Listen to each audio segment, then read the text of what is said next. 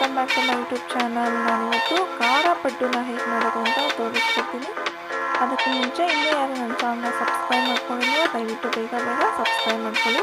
ನಾನಿಲ್ಲಿ 2 ಕಟ್ ಮಾಡಿರುವಂಥ ಈರುಳ್ಳಿ, ಸ್ವಲ್ಪ ಕೊತ್ತಂಬರಿ ಸೊಪ್ಪು, 2 ಹಸಿಮೆಣಸಿನಕಾಯಿ, ಸ್ವಲ್ಪ ಕ್ಯಾರೆಟ್ ತುರಿದು ಹಾಕೊಂಡಿದ್ದೀನಿ.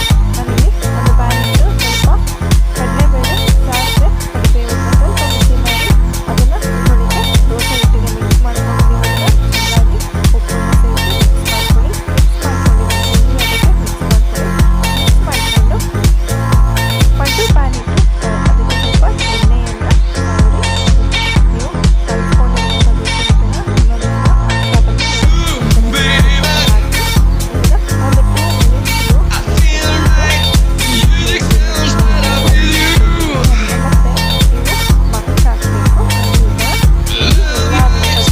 ಮತ್ತೆ ಒಂದೊಂದನ್ನು ತೆಗೆದನ್ನು ಹಾಕಿ ಅದನ್ನು ಲಿಡ್ ಕ್ಲೋಸ್ ಮಾಡಿ 2 ಮಿನಿಟ್ಸ್ ಬೇಯಿಸಿದ್ರೆ ನೋಡಿ